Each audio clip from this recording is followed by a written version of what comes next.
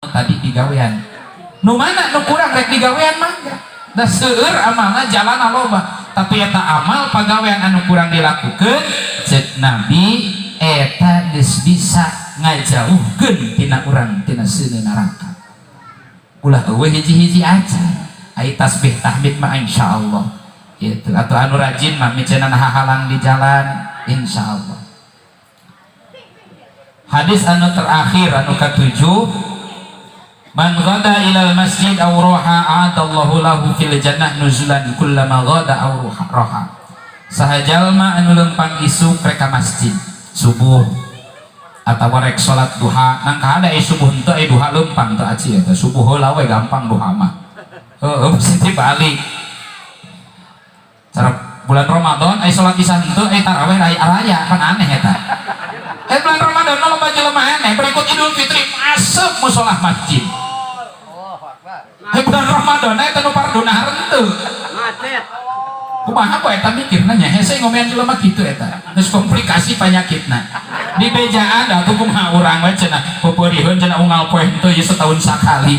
Yo aya nu kitu eta jelema. Aya loba tatangga urang kadang-kadang eta teh panomeaneun. Betul.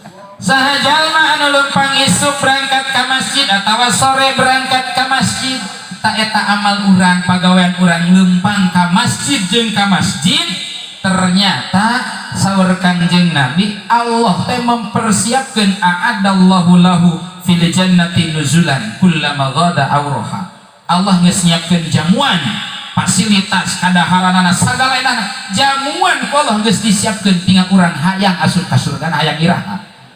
Bikin jalma anu lempang ka masjid rek sore arek rek isuk tapi ulah lempang wungkul maksudna mah rek ngalaksanakeun ibadah salat baik anu fardu atanapi anu sunnah iktikaf jeung sajabana ieu mah aya lempang doang geus tukang mulung ka masjid loba cangkang aqua balik deui lumayan aing disiapkeun jamuan ku Allah cenah henteu eta mah atuh maksudna mah rek ibadah lain lempang wungkul. Ayo lempang mungkul manungeun tukang bangunan anu doh johor baralik teh ya.